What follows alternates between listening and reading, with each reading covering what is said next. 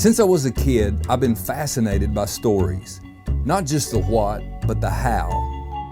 How lives change. How moments unfold. I realize the answers, they aren't always in books, but they're with people too. That's why we started this show, to uncover the extraordinary in the everyday, one story at a time. Ladies and gentlemen, welcome to ACTV Storytellers. This is a show where we chronicle the lives of significant and impactful people in Anderson County, and this is our fourth episode of Storytellers. Since it's April, the beginning of baseball season, nobody better to interview this month than Coach Alvin Taylor, who is synonymous with baseball in Clinton. I don't know if baseball would exist in Clinton if it wasn't for Coach Taylor. So he's generously agreed to come in and participate in episode 4. So without any further ado, Coach, thank you for coming. Let's just jump right into it. Well, I'm extremely proud that you asked and glad to be here. The only thing is, I know that ahead of me you had Dr. Sexton and Sam Turner and Jody and Clark. I mean, if I'm on that team, I'm a utility man, I guarantee. But you still get the ring at the end. I still get a ring, yeah, hopefully, true. yeah. Well, let's jump right into it. So I know you were born in the Blowing Springs community. Right. But talk about how your family's journey took you to Marlow and how ultimately you ended up at Clinton. Well, it had to do with my mom and dad. My dad was from Marlow, and my mom was from Blowing Springs. And so both of them have kind of their own unique stories. My dad, he was the oldest of 8 kids. And so in the 1920s, and no, I wasn't around at that point in time. His dad died, and he was the oldest of 8 kids. So he quit school and got various jobs to help his mom out. And the youngest in the family was 2 years old. His youngest brother was 2 years old. And so it wasn't like his mom could just go out and get her a job and help things out. So he quit school and started to work. And man, he had a tough time there, because not too long after that, the Depression hit.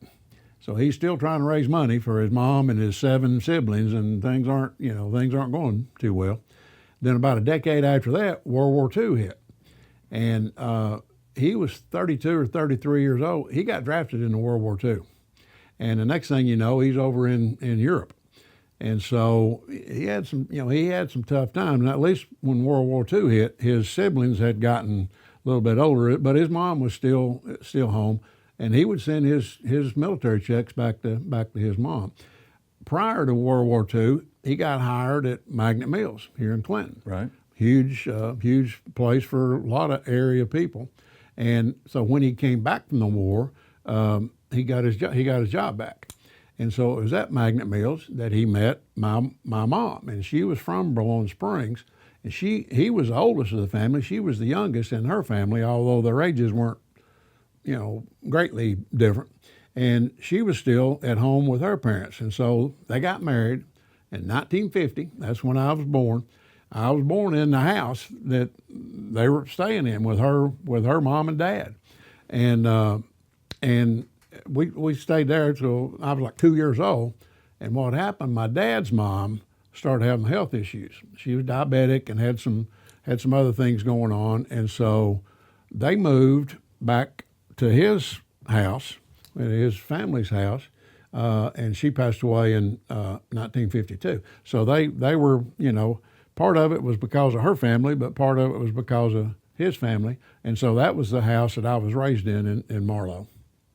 Well, I know one of the most interesting things that I found is when you and I were, and you graciously invited me over to your house, and I really appreciate that. The memorabilia you had was worth a visit in and of itself, but your parents, they played unique roles in your life. Man, they really did. In ways that most people probably wouldn't assume for mothers and fathers. Well, yeah, and what happened, my dad, I don't know if he had an athletic bone in his body. He never had an opportunity to play anything, because like I say, he was a teenager when his dad passed, and boom, after that, his siblings literally kind of viewed him as almost like their dad, because he helped raise them.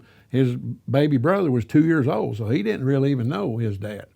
And so my dad he was always working. He was always in the military or whatever, and he didn't have anything to do with sports. Now he had two brothers that I've been told were terrific, but not so much for my dad. But my mom, and I don't really know. I don't know exactly why, but she was like a baseball fanatic, and usually it would be reverse, right. Yeah. But I remember she would listen to on the radio. Back then you could pull in a lot of games on the radio, AM radio. AM, yeah. And so around here you could pick up the Reds, the Pirates, and the Cardinals. That was the three prime stations you could pull in at night on a nice clear night. You understand?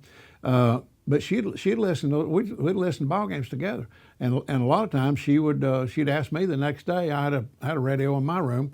She'd ask me if I listened to the game or did I fall asleep or how did the game turn out. And you had no idea where her love for baseball came from. Well, no, but what she did, even above and beyond that, and later, we had a TV like a lot of people. We had an antenna outside. You picked up 3 channels. You had 6, 10, and 26. That's pretty. On a clear day, you had 3 channels. Yeah, on a clear day.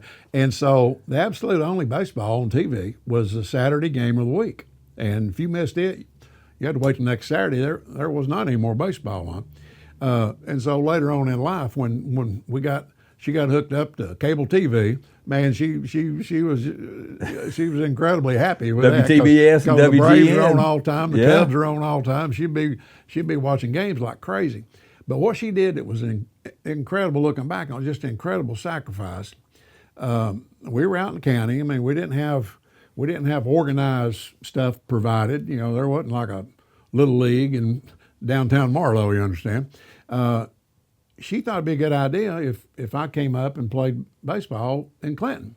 And she wanted to know if I wanted to try out for Clinton Little League.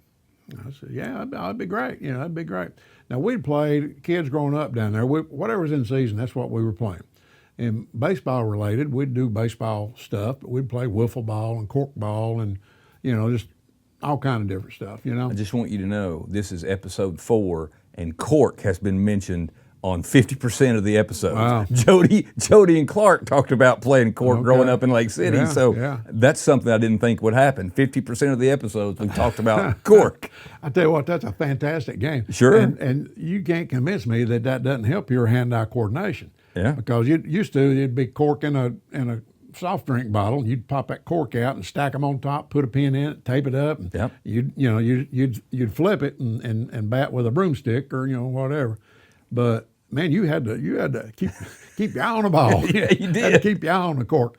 So we were doing all that. But she had asked me about trying out for Clinton Little League, and I mean it's really a placement. It's not a tryout where some kids get cut or whatever. Mm. So anyway, I made the Reds. So that's a good thing. I was on the Reds in Clinton Little League.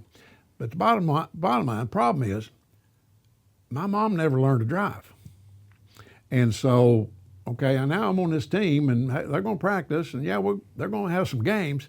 But my dad was over at Magnet Mills on the second shift. So here's what she did, and I know moms make incredible sacrifices every day. All moms do. What we would do, if it was either a practice day or a game day, he worked 3 to 11 shift. We'd get in the car. We'd eat lunch at home. We'd get in the car around 2:30.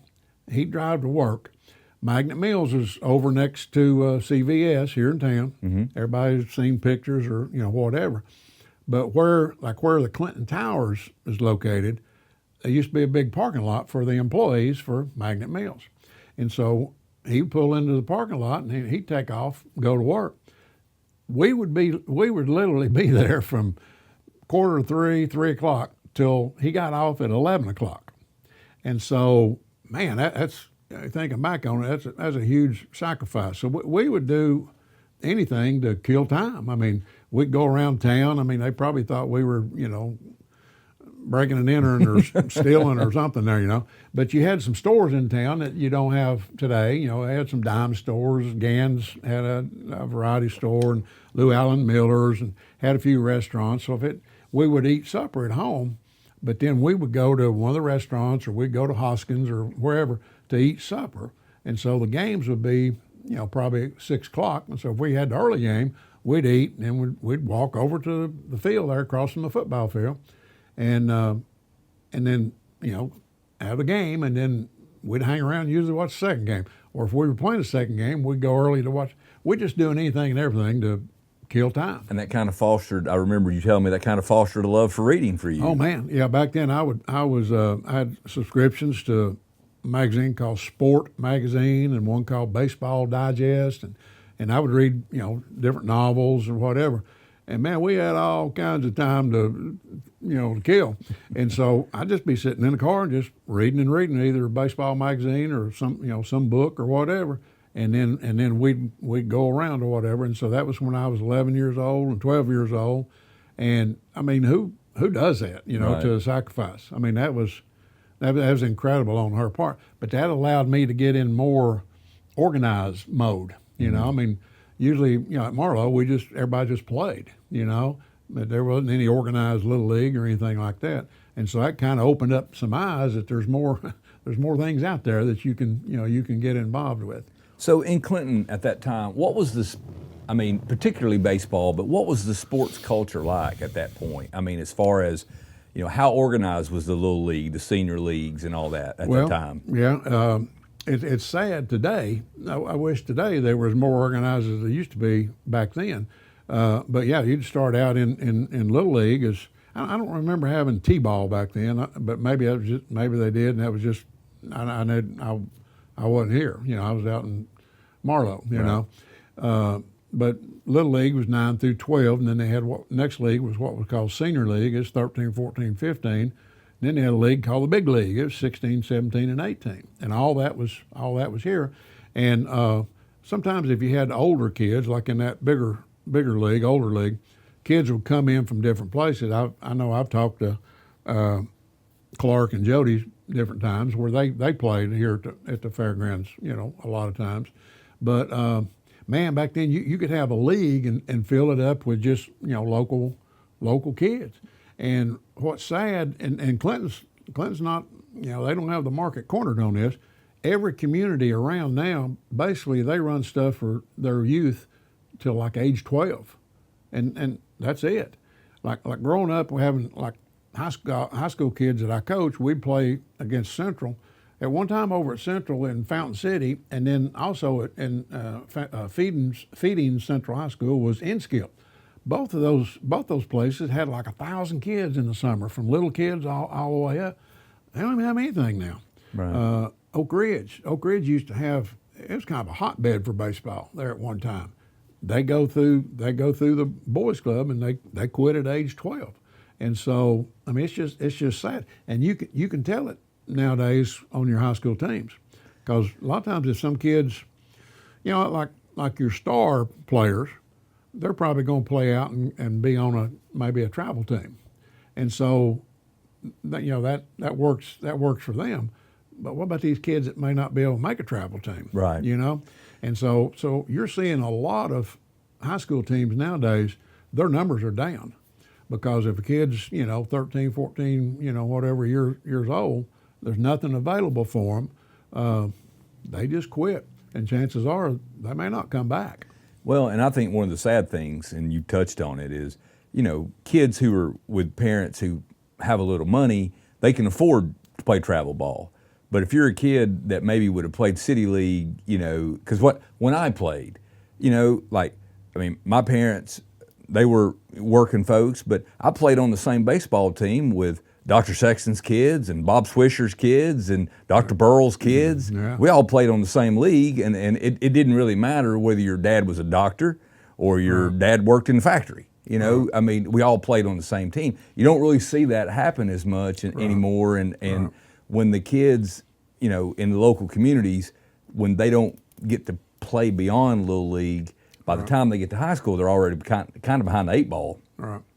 A lot of parents, and I don't want to step on anybody's toes, a lot of parents spend a whole bunch of money, and they start at an early age.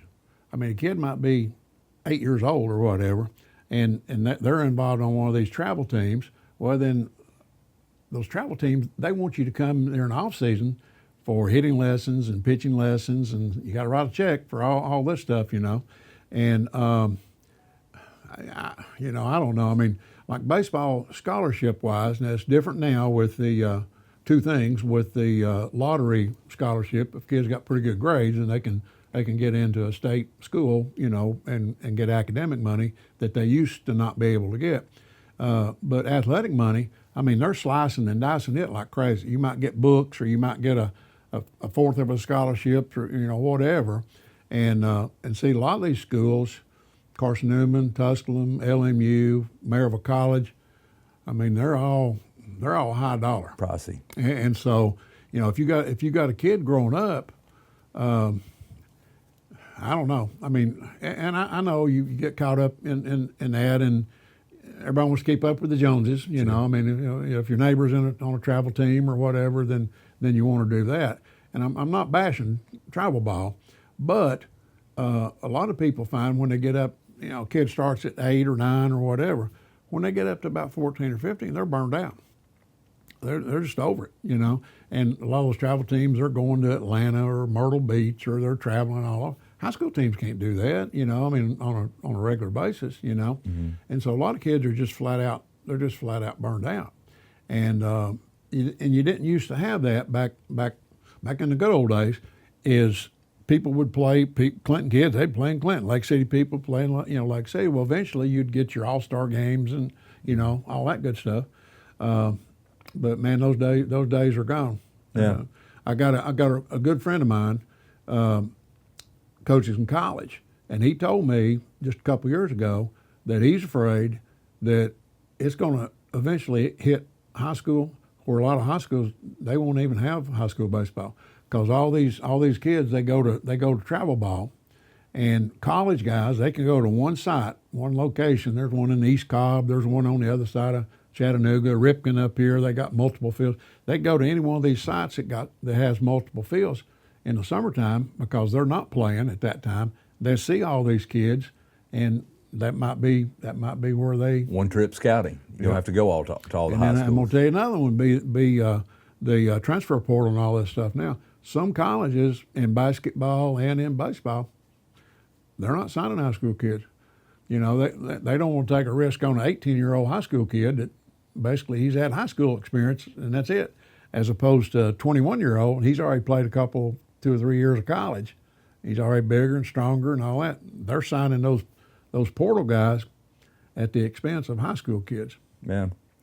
So you personally, you're playing Little League, your mom's supporting you there. At what point in your life, this is kind of two questions, at what point in your life did you start noticing, I'm pretty good at this? And then who were the influences? Because I know when you're playing Little League, anybody, you start looking around, and then senior league, and the wheat starts separating from the chaff a little bit. You kind of start, that guy's good. Right. I mean, this guy's a local guy that's playing with his team. But when did you start realizing, I'm pretty good at this, and who influenced you? Most of the time, you eventually toward the end of the season, you have all-star selections or whatever. I was fortunate enough to make those teams, and so not that you stick your chest out and go around tooting your own horn or whatever, but you kind of know, well, okay, if I'm on that team, I must be doing okay. Even back, I remember this. We're playing elementary basketball. I got to tell you, no, we can't get too far along. I got to tell you about the Marlowe situation in basketball.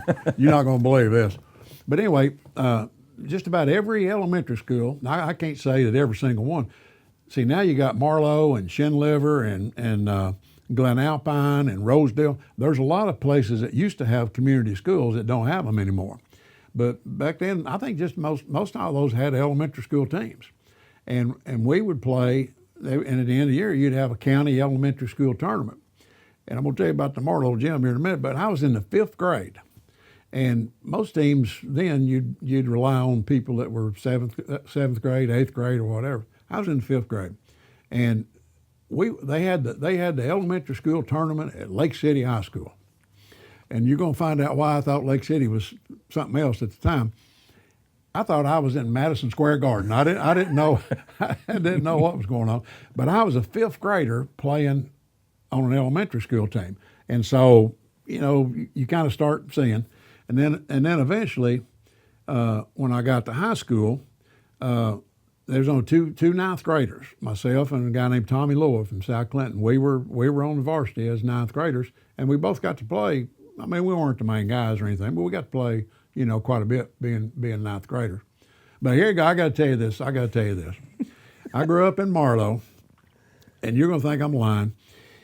Back in the 60s and the 70s, in the NBA, the Warriors used to be called the San Francisco Warriors. Yeah. And their arena used to be the Cow Palace.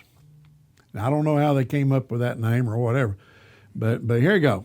In Marlow, if you looked up at the school facility, over here you had the main school that had the classrooms and offices and the bathrooms and all that. Well, in the middle, there's 3 buildings. In the middle, you had the cafeteria. It had a covered walkway, not far, but you'd go from the main building, cafeteria. Cafeteria had, tables where you'd eat lunch, and they had a stage if you had any kind of production or whatever. So that's the middle building. Well, over here on the right, we kind of copied the San Francisco Cow Palace, I think.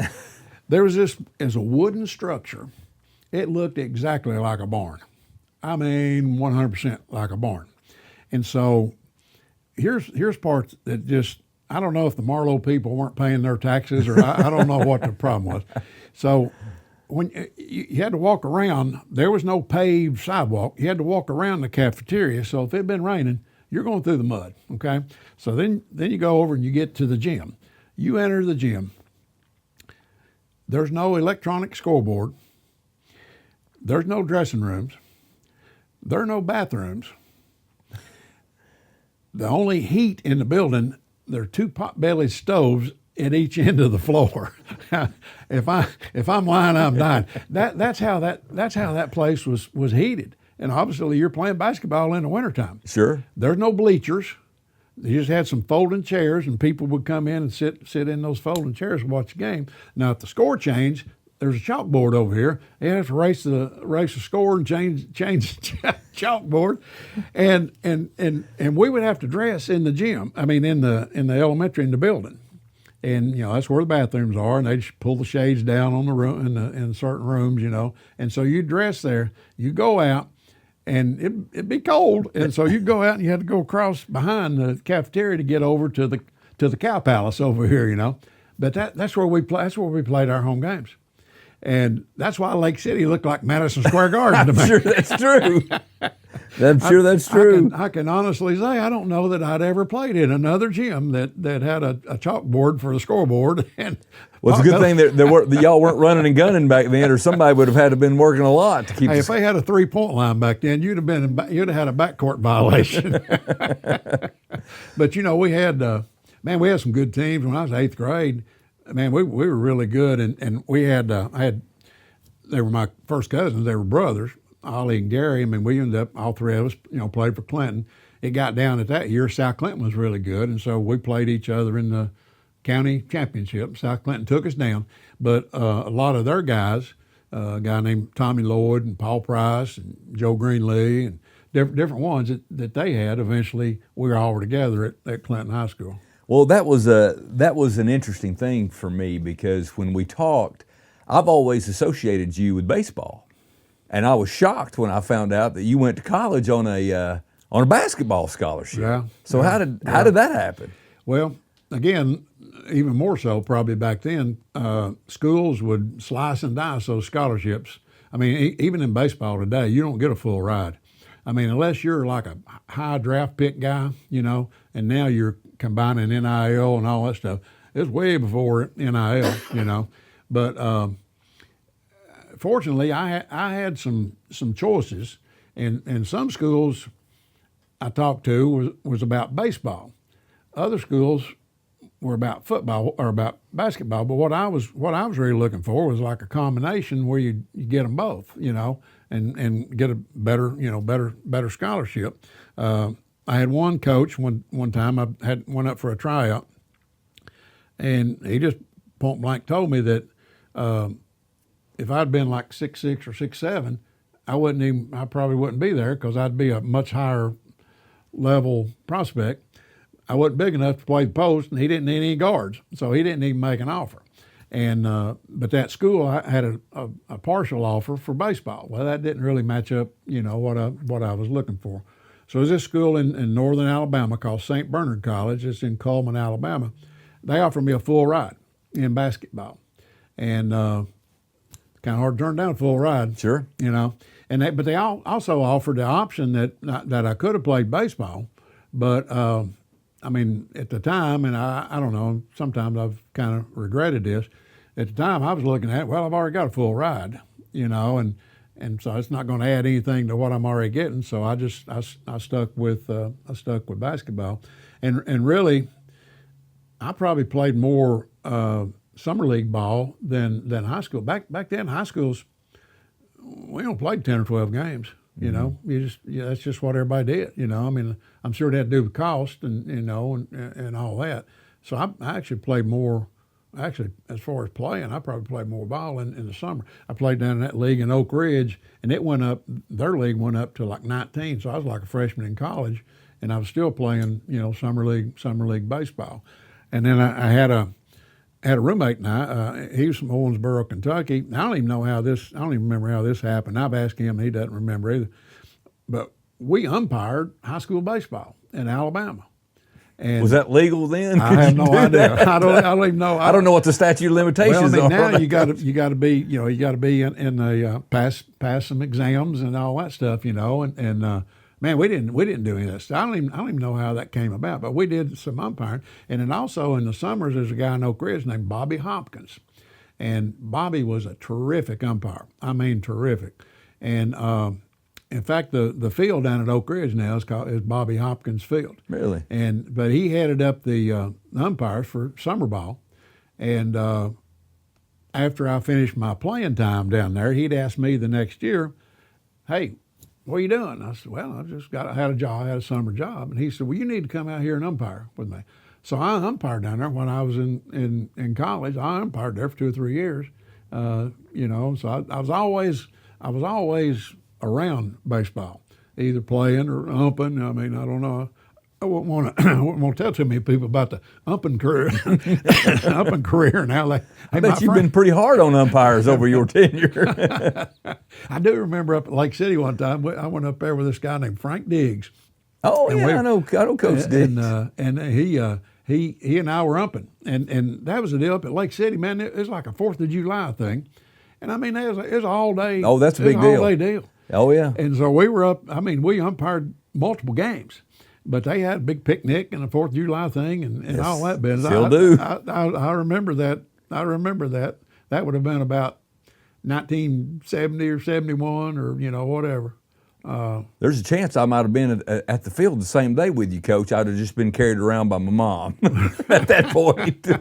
But I'm sure they were there. I tell you who was Merle Albright. Merle and I, we eventually became pretty good friends there and everything. But he was playing then. So I've always either been playing or been around it in some form or fashion. Summer league or umpiring or whatever. Both of my brothers and cousins played for Coach Albright for Lake City High School.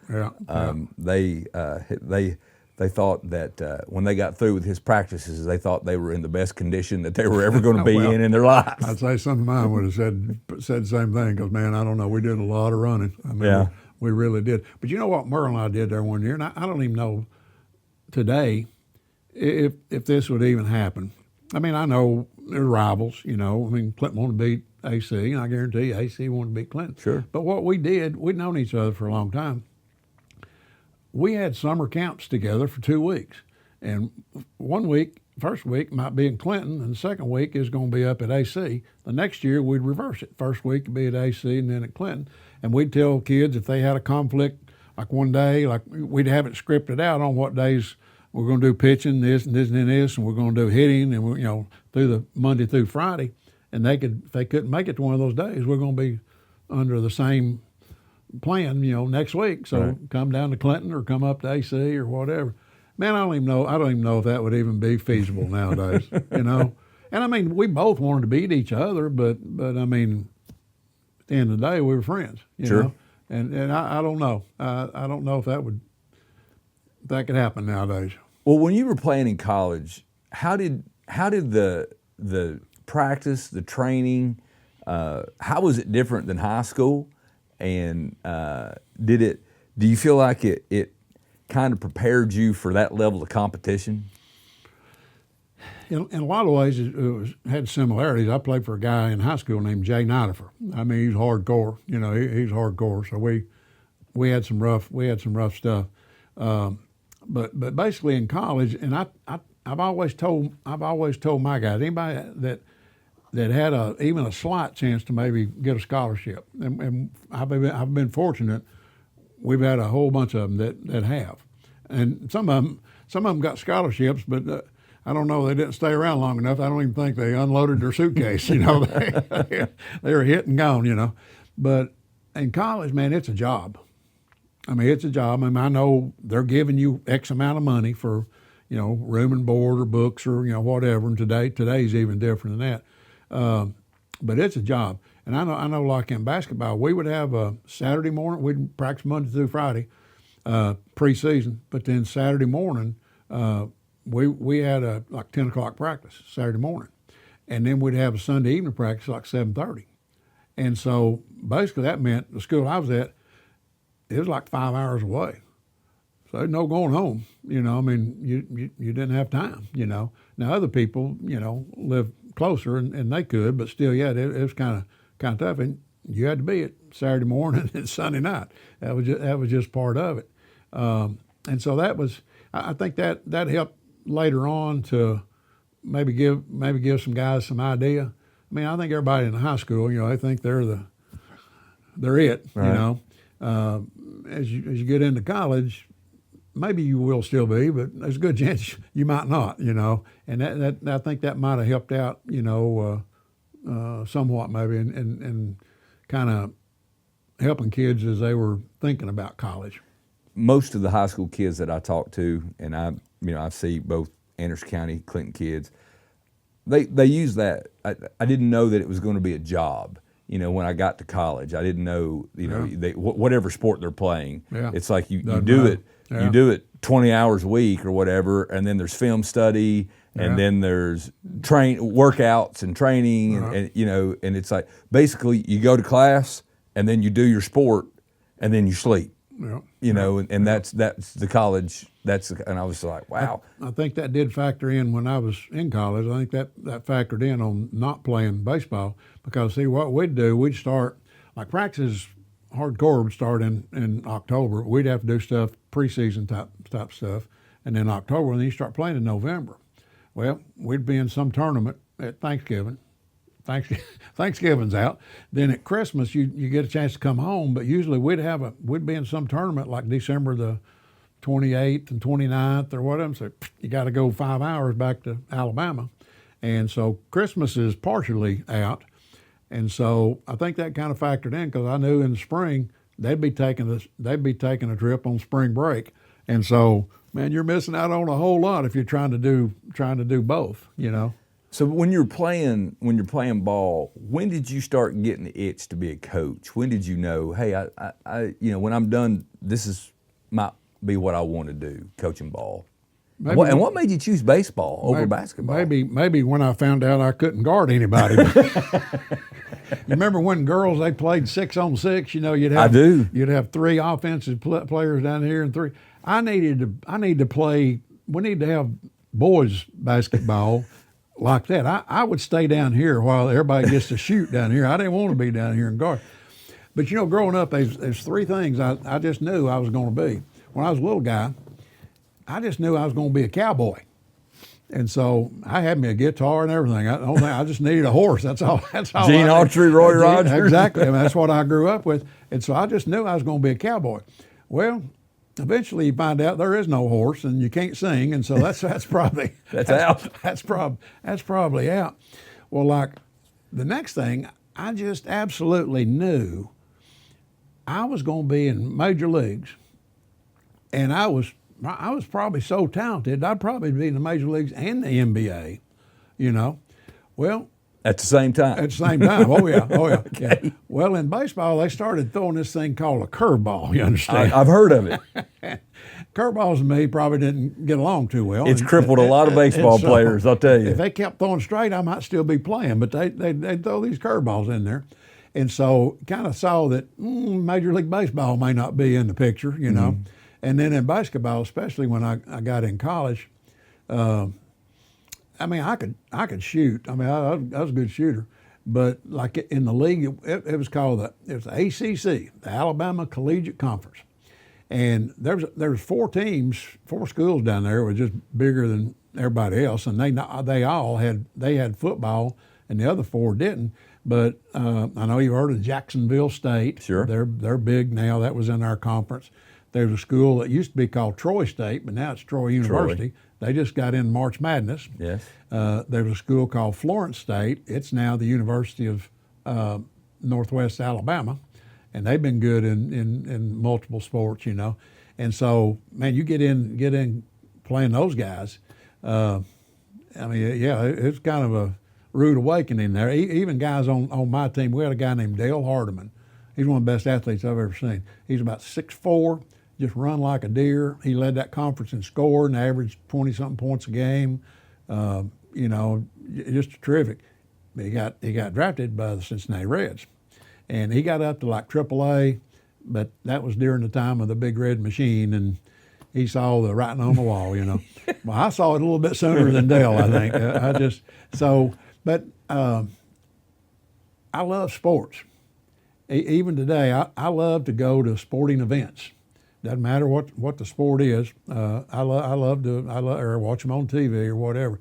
So I kind of knew, in playing, I love the competition, and you know, in coaching, you're right there with it. I mean, you know, mm-hmm. that falls right in line. So I knew that if an opportunity opened up, that's what I wanted to do. And fortunately for me, it happened. Right here back in Clinton. Yeah. Where you played high school ball. Exactly. So before you tell me this, do you know Nathan Wade? Yes. He's the principal at ACCT. Yeah. So his son's a baseball player. Yeah. Very good. Yeah. Young man, and he told me this week he was talking to some coaches, some minor league players, and he asked him. He said, what do you do? How do you hit the curveball? And the response was, you wait and hit the fastball. and he goes, well, I know, but he needs to learn to hit the curveball. He goes, if they're throwing a good curveball, you're not going to hit it. So you hit the fastball. Either wait for them to make a mistake or hit the fastball. And I was like, he was telling me that story, and I was like, that's fair, because I wasn't as good as you, but I thought when I was younger, I thought, I can hit pretty good, until people started making the ball move. Yeah. And then it got a whole lot harder, when it didn't go straight anymore. I went to a clinic one time, and one of the speakers, you remember Bill Matlock? I do. He played third base for the Pirates. He won like 2 batting titles. And so he went over different things on hitting, and it got to where it was a question and answer session. And somebody asked Bill Matlock that same question. Raise your hand. Yeah, okay, what's your question? Bill, how do you hit a curveball? And that's exactly what he said. He said, yeah, I know how to hit a curveball. Don't miss the fastball. Yeah, I've heard that a lot. So you find yourself back at Clinton. What was that like for you? Because it's got to be weird coming back home to the place where you played high school ball and you grew up. And I mean, were you nervous? I mean, what if you come here and screw it up? I mean, like. Well, and it wasn't the same school. My class was the last class in the old Clinton High School. What's the middle school now? Sure. And so I didn't make it to the new school, which is now 50 years old, So it was different in that respect, and I didn't necessarily know that was going to be what happened. I kind of thought maybe I might land a job down in Alabama somewhere. There were a bunch of schools near Coleman where I went, and I kind of thought maybe that might happen. But Paul Bostic was the superintendent of schools, and I played Little League All-Stars with Mr. Bostic. And his son Jinx and I played together. Jinx was a year ahead of me, but we played together for, years and years. And I'd put my application in early because I liked the idea of possibly coming back here. But what happened was, Cleve Nichols was the basketball coach at Clinton High School. Well, he got into full-time administration. Don Lockard was his assistant coach, And so he got elevated up to be the head coach. And I did not know that's how that happened. Yeah, and so now there's an assistant coach position open. And so Mr. Bostic gave me a call, wanted to make sure I was in line to graduate. I graduated in May of 72, and make sure what I majored in, and I had a double major in English and then health and PE in education. And he said, well, there's an open at Clinton High School. And so what it worked out, what I did at St. Bernard, I was able to do a couple things. One, I was able to get my degree, and I was able to meet my wife.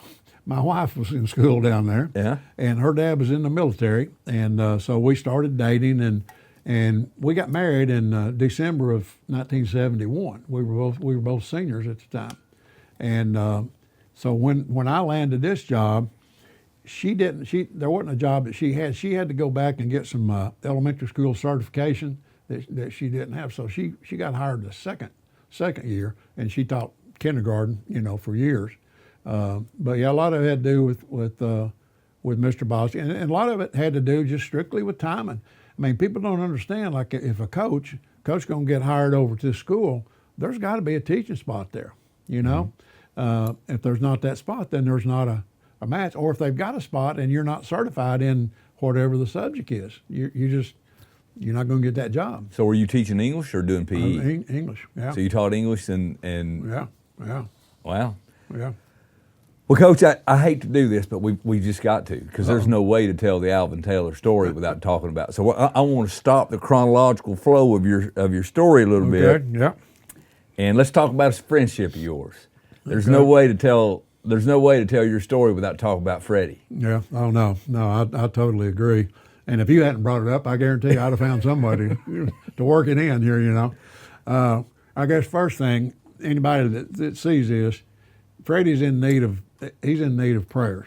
He's having some health issues, right? And getting a little bit better, but he needs some prayers. Yeah. Talk a little bit about how you met Freddy and what were some of your first impressions. Oh man, Freddy, he and his family lived in a house that was diagonal across the street from our house. So I'd see him. He got two brothers, two sisters, and Freddy. I'd see all of them, But back in those days, we got back here. My first year was 1972, 73. And we rented an apartment there for a while, but we moved in the house that we're in one year. We moved there in 1975.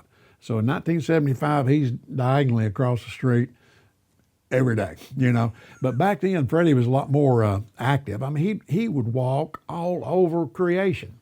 I mean, it didn't matter if it was summertime, wintertime. It didn't matter. But what kind of bonded us, I guess. And I'll tell you, I've told people for years, Freddy's one of the best friends I've ever had. I mean, there's no two ways about it. He's just funny. People know Freddy, but they don't know Freddy. And he's hilarious telling stuff and doing things, and sometimes it's on him or sometimes it's on anybody else. But he loves to be part of some kind of social something. And so what happened in the mid-70s, I got hired in the summertime to manage the Clinton swimming pool up at J.C. Park. And Freddy, he'd be all over the place. And so my wife, she was there every other week taking up tickets. And we had another lady that shared that job.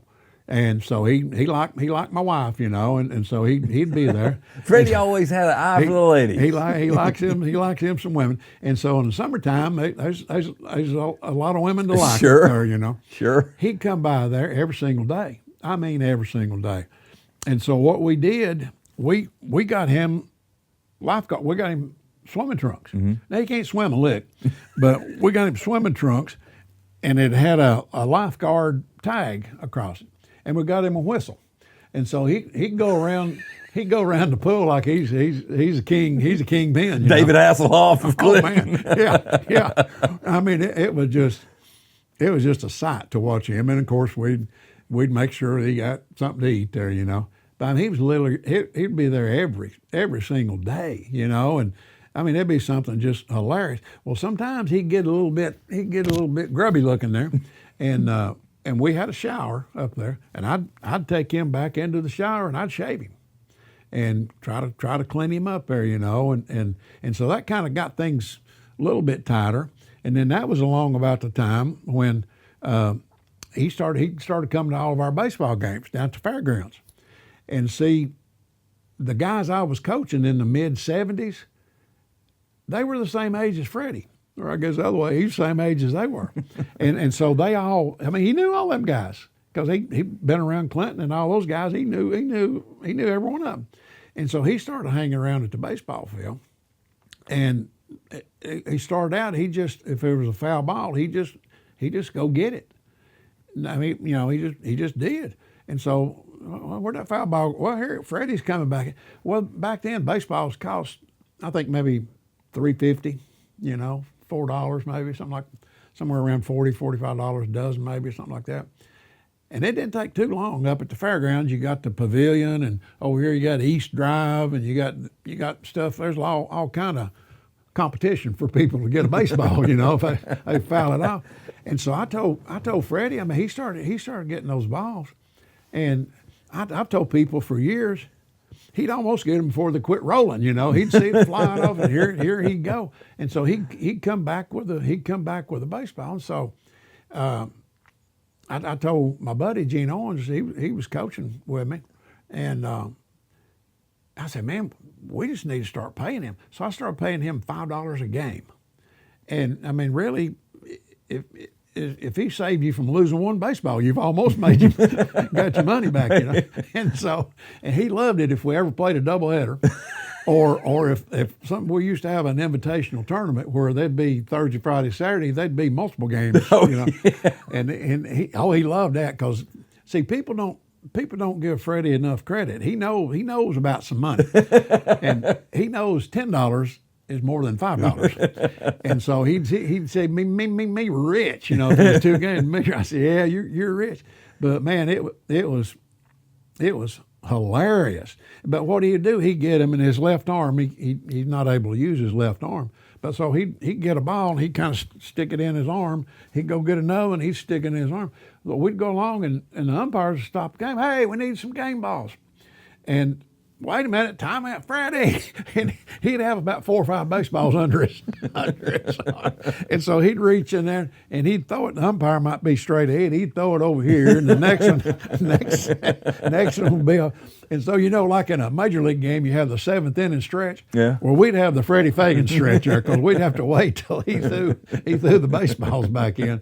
But man, I mean, we could do this whole interview just on Freddie stories. Just around sports type stuff. It's just, I mean, he's just funny. I mean, he just is. And my friend of mine, Ray Oliver, wrote that book about Freddie. Probably been 15 years ago. I mean, he nailed it. I mean, how do you put Freddie on paper? But people that have known Freddie, that's him right there. He is on paper. They told the story, and the title of it was terrific. It's Freddie, a love story, and the town of Clinton basically is just, they've taken care of him. Yeah. I mean, they'll people take him to the games, or they'll feed him, or they'll do this or do that, and I mean, people just looked out for him, for years and years.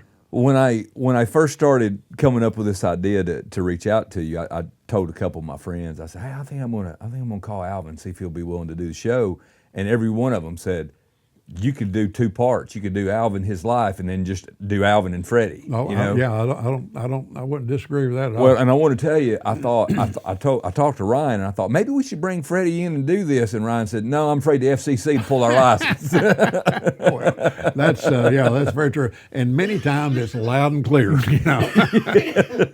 And sometimes people have told me, man, I don't understand. How do you understand? I don't understand Freddie. But then there's other times, man, it's loud and clear. It doesn't matter whether it's me or somebody else, But I've told people for years, you can't understand him. My problem is I can't. Talk a little bit about, you told me a story about when we were at your house, you said that Freddie's a whole lot smarter than people think he is, and that he can say some things sometimes that you kind of, you hear it and then you walk away scratching your head and think about it, and you go, Well, I mean, tell the story about the lawnmower.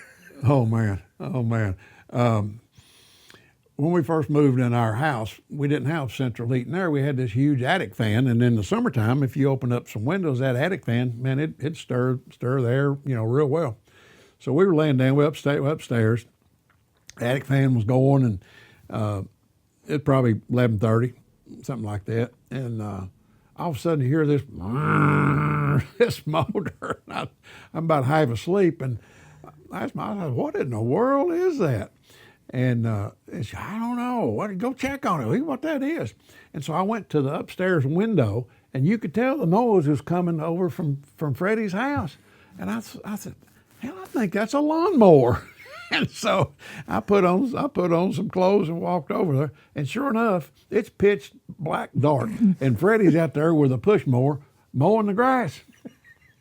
And I went over there. I said, "Freddie, what are you doing?" I can't repeat exactly the reply, but it had to do with such and such mow. And I said, "Why don't you wait till tomorrow and mow?" And I can't repeat the first part of what he said, but it ended up being hot. And so he decided right now is as good as any. So, I mean, like, I know I know Freddie traveled with you for years when you were coaching on road games, and I know, he was there at, of course, all the home games. Over that time, I mean, the friendship that you got and the stories and the miles you traveled together, how's that friendship with him, do you think, changed you as a person? When I started doing that, taking him, I mean, literally he would ride with us on the bus, and man, if somebody didn't pick him up to get him to where you're going to load the bus, I mean, you had some tough times ahead, because he would let you know that he was ready, But when we started doing all that, I mean, it wasn't like I had some like social plan, going. And Alvin, I just want you to know that's the best part of this story is that when you were telling me this at home, at your house, it's just how organic it developed. I mean, y'all just lived life together, and you built a friendship like everybody else does. Yeah, Yeah. And I want you to know when we were at your house, you were telling me about visiting him, and I didn't, because I didn't want to. But I almost got a little choked up because you were telling me about visiting him in the nursing home, and you stopped for a second, looked out your window, and you said, "Freddie's my best friend." Yeah. And I was like, I mean, it was powerful. Yeah. I mean, it really was. And well, and he is. And I know. I mean, there's a lot of people do a lot of different things, and have gone out of the way to help him, to take him places or do this or do that. And hey, I'm glad to have. But he's just a social kind of guy. He wants to be where the action is. If it's a ball game, fine. If it's, we've gone to weddings, we've gone to funerals. We've been all over the place. What he did one time, I would call him. Now here's a concept. Freddie's got a cell phone. I mean, that's a concept right there. And but it comes in handy, because there's a lot of times I go down to the towers to pick him up. Well, one time we were going down to Applebee's. They had a fundraiser, a pancake breakfast fundraiser. I'd ask Freddie, you want to go to pancakes tomorrow? Yeah. I said, all right, I'll be by to get you. I went down by there and I looked all over creation, and they said, "Oh, well, he took off with somebody. He beat me to Applebee's." But he it's just. It's just amazing the stuff, and he'd go to the games, and there'd be a lot of times these other coaches or people at the other school, you get off the bus and come in. If he wasn't there, it's almost before they greeted you. Where's Freddie? Is he not here today? Where's Freddie? Yeah. So it kind of got to where it was a known thing, and he was going to be there. But I mean, what he would do though, I mean, it's just like in basketball. He used to get at halftime, he'd go out and get a ball, and he can't use his left arm, So he'd get a ball and he'd start pumping that ball, like he's doing a granny shot, and he'd sling it at the backboard. And percentages weren't real high. Let me just say that. But what would happen? These kids would come out of the stands, and they'd make a mad rush to go get that ball. And usually, you'd think kids would do that because they wanted to shoot. They went to get the ball. They'd race to get that ball to get it back to Freddie so he could shoot. I mean, who does that for? He had a grip on these kids. They knew Freddie was going to shoot. He's going to shoot that ball. Yeah. But man, there's just stories. I mean, it's incredible. I told you that one about where at the umpire. Yeah, you got to tell that one. Got to tell this. This was a guy. We had him one game at Oak Ridge, and I don't think I told you. I didn't tell this part of it. But he was behind the plate at Oak Ridge. And you probably know a guy from Lake City named Tommy Slover. Oh yeah, I know Tommy. Tommy was umpiring the bases. Okay. And he knew Freddie. Well, this guy, I'm not going to name this guy's name, but he was behind the plate. And so what Freddie has done for years in baseball, if the pitcher would be winding up and he'd be at what they call the balance point, your one foot's up in the air, way before you've delivered the ball yet, he's already calling strikes. Well, we're down at Oak Ridge, and this guy's umping behind the plate. He didn't like that, so he took his mask off and pointed to the visitor stands. Says, "All right, ever who that is hollering strikes over there, I want you to stop it right now." Well, people just started horse laughing. I mean, they just everybody knew it was Freddie. Right. What are you doing? Even Tommy Slover, he's out at first base. He's kind of go, "Oh man, I can't believe he just said that. Does he not know Freddie?" Well, it wasn't. Seemed like it was within a week. We had a game at the fairgrounds, and I was there early watching the JV play. And the guy that was doing our JV was a guy named Jason Rohde. Well, Jason came up to me, and he said, "Coach, I'm gonna need your help." And I mean, we're just watching the JV game, and I thought, what do you mean need my help? What are you talking about? He said, "That old guy umpiring, he said he's gonna throw Freddie out." I said, "What?" He said, "Yeah." He said, "He's throwing Freddie out." He might have not made it out of town. No. I said, "Well, you just wait. You wait till this half inning's over, and we'll get this straightened out." So when the half inning was over, I went out on the field. Again, I'm not going to say his name, but probably all you need to know is he was umping a JV game. Leave it at that. I will say that. And so I go out and I said, "We got some kind of problem or something going on? What's going on?" He said, "Oh, that old guy," he said, "he's hollering all that stuff." He said, "I'm not putting up with it. I'm not putting up with it." I said, "Oh, come on, man." I said, that's just Freddie. He's been doing that for 35 years. He said, "Well, you can't tell me if he didn't holler a bunch of that stuff at your team that you wouldn't be upset about him hollering at all that stuff at your team." I said, "Did you not hear what I just said? He's been doing that for 35 years. He hollers at our team. He hollers at the opponent. He hollers at the umpires. That's just Freddie." Well, I'm not putting up with it. And I told him, I said, "Look, I don't care what you got to do, but you're not kicking him out of this ball game. I'm telling you that right now. So you got to deal with it somehow, because you're not going to do that. I'm telling you right now, you're not doing that." And so Freddie, if he gets all upset and mad, his lower lip starts quivering. So I saw him over there. He knew what was going on. He knew I was coming to his. I had his back. Defense. So I got over there and his lips just shaking. So the JV game gets over, and so the press box was here, and so the umpire, he was coming around this way. And he came back around this way behind the press box, and Freddie had his game plan going. So Freddie's coming around this way, and I saw it live and in person. He's coming around behind the press box, and he looked him dead in the eye, and he said, "Damn jackass."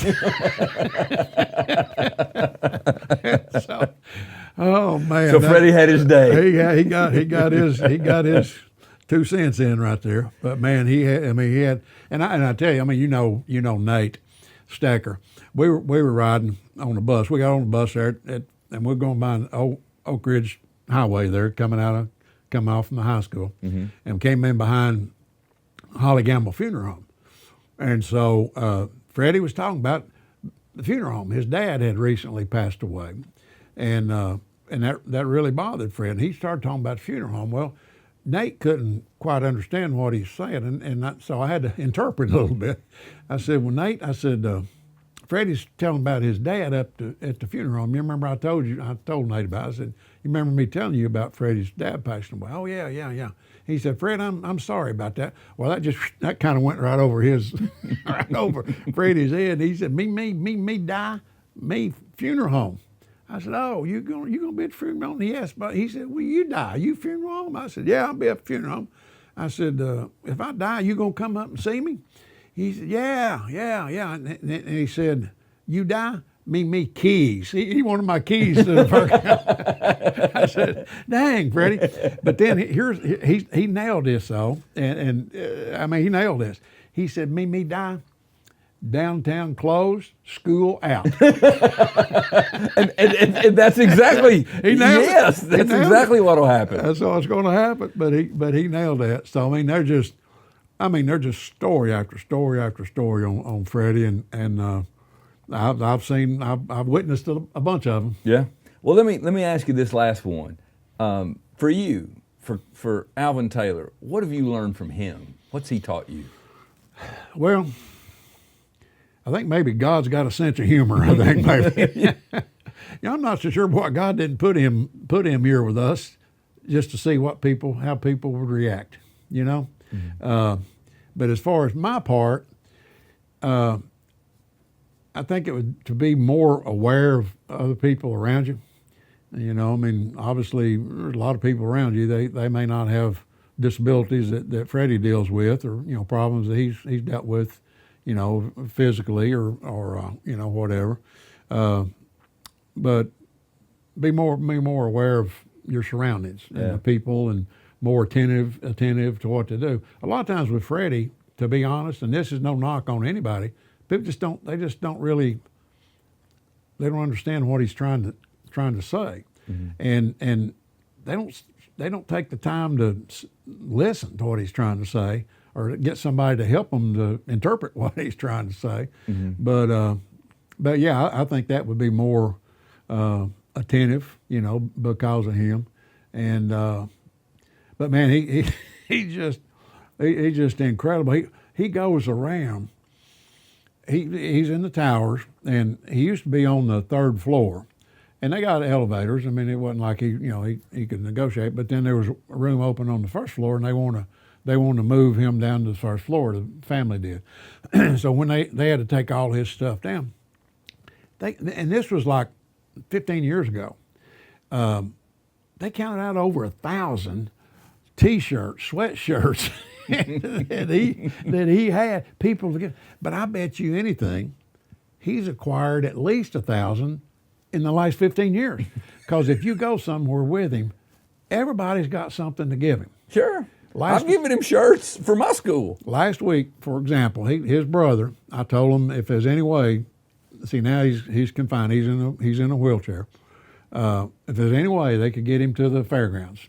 Sevier County was playing Clinton last Thursday night. And so he's known my son, he coaches at Sevier County. He's known Casey since Casey was born in 1979. He's just known him his whole life. And so he's all about Casey. So his brother John got him down to the field. Before that sucker left the field, he got a purple shirt from Sevier County. He got a baseball that was autographed by the Sevier County team. Clinton coaches gave him an orange shirt and a black shirt. And then this parent from Sevier County, it was getting kind of cool, and they had a blanket. Daggone if he didn't get a blanket snookered out of him.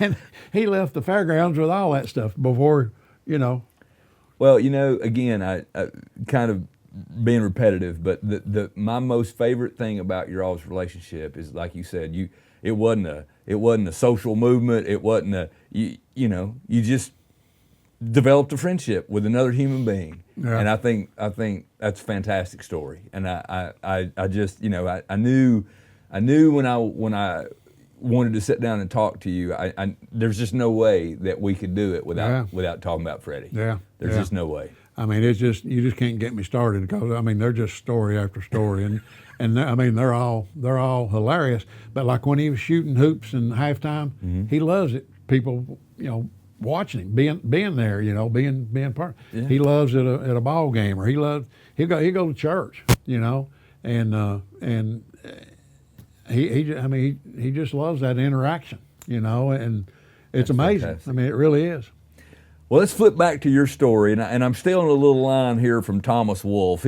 He's famous for coining that phrase, "You can never go home again." Yeah. But that wasn't true for you. Right. So how did you feel when you came back? Were you afraid if I come back to Clinton and I don't do well, it'll be short-lived, or because the best recipe for a coach is winning. If you win, you're a good coach. Yeah. If you don't Yeah. win, you're not.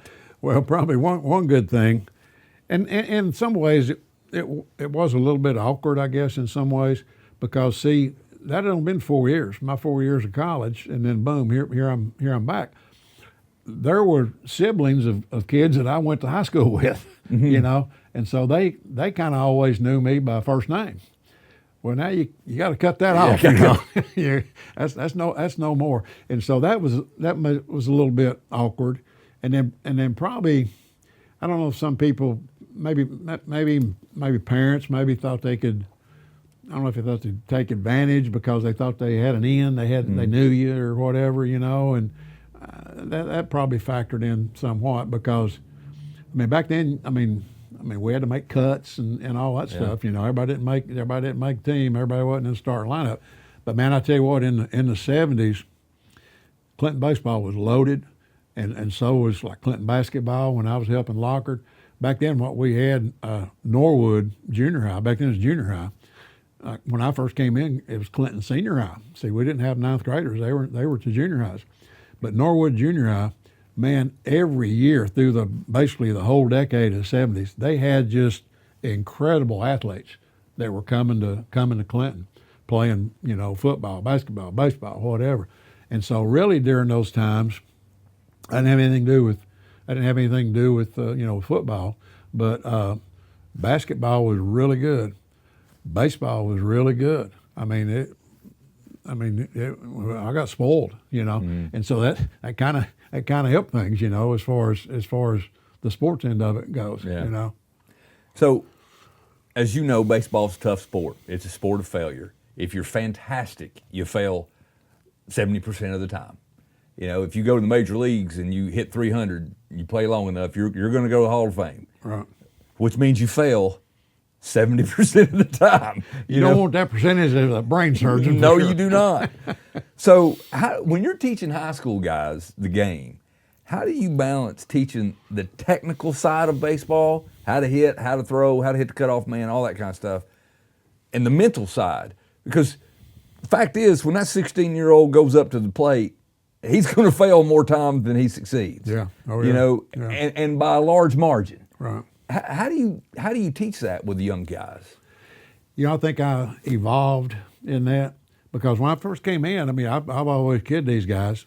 Our season started in the spring of 73. When the season got started, I was still 22 years old. I've kidded my guy. I think some of the guys coaching, or some of my players, I think they might have been older than me at the time, But I know I evolved over time. Some of that stuff, we were really, really good. We got back then, it was called sub-state, but that's the state quarterfinals. We were in the last eight teams of state in 74 and 76. We should have won it in 75.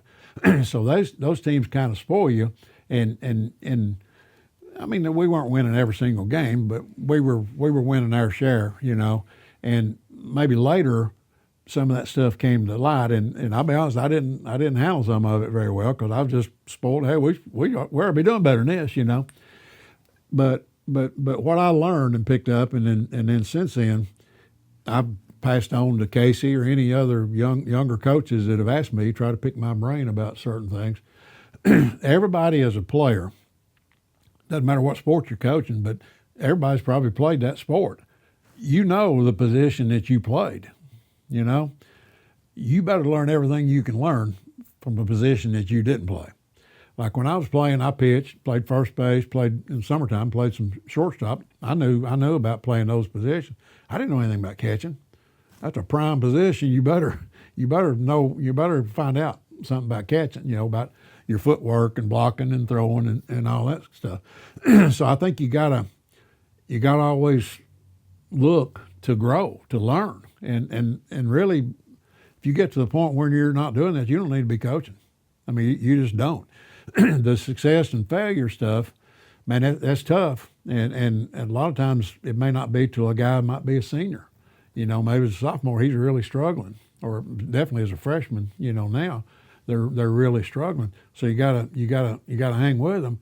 And what's really tough is, and I really hated to have to do this. Later it was with ninth graders and some sophomores, but man, I hated to make cuts. I mean, I hated to make cuts, and I hated to have to raise money. And every year you got to do both. You got to do both. You got to do both. But especially like with a ninth grader, you got some little skinny ninth grader that weighs 140 pounds, you know, and you think, well, I don't know. I don't know if he's going to grow or develop or whatever.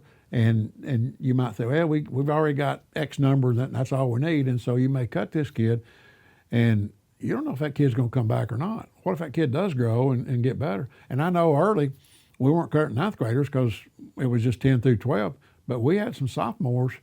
And see, when I first started coaching, there wasn't any schools around in baseball that had JV. Like now you can say, okay, we'll take a chance on this kid. We'll keep him around for a year or two, and if he pans out, hey, that's great. Back then, there weren't any schools that had JV, nobody. And so we would be cutting some 10th graders because like early when I started in the 70s, those teams were really good. And then later on, same way, you know, in other years. And you'd cut a guy as a 10th grader, and man, we cut some guys. Luckily, some of them came back. Some of them came back and started. We had a boy from Claxton named Charlie Matters. He got cut as a sophomore. And see, now it's a little bit different because, see, I was tied up in basketball. And so basketball, it'd go from October to, usually we'd be pretty good. It'd be up into March. Well, there's an overlap between the two. It's hard picking teams, you know. And Charlie got cut, and then he came out next year. I mean, he was the best outfielder we had for the next 2 years. You developed a lot in a year. Yeah, and man, that's tough because you just don't know. And so yeah, I mean, you kind of learn the numbers of how many you'd like to have, and then now it's changed from when I first started coaching because now you also have ninth graders. And so now most programs now, you know, they'll have. We used to carry 18. That's all we had when I first started coaching. We'd carry 18 because you just get into a number problem. You know, you got guys. You carried 25 guys. What are you doing? There's no JV. You know, but so see now you got JV, and so you can keep above 18. A lot of guys probably keep 18 or 20 on the varsity. And a few of them are doubling up. They're playing JV and varsity, but we didn't have that luxury back then. So yeah, a lot of it you evolve over time. And I remember the latter part of my coaching time, man, we got big on the small ball. And when I first started coaching, man, we just didn't do that. But guys later on, they couldn't hit like some of these guys had when I first started coaching, and that has changed. Back when I first started coaching, hell, we were swinging wooden bats, you know, and that a lot of things have evolved. But we got to where we'd capitalize on small ball, stealing and bunting and squeezing. You know, I mean, not a real sexy thing, but we beat Oak Ridge one night on a walk-off suicide squeeze.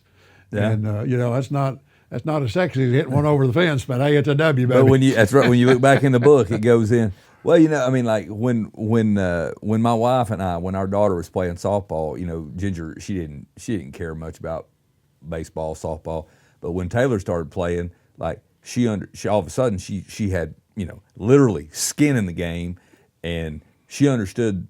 Oh, that's why you're supposed to hit behind the runner. You know, I mean, like which before, like it didn't make any. You know, like you got a runner standing at second with one out. Yeah. You hit the ball to shortstop, he doesn't move. Yeah. You know.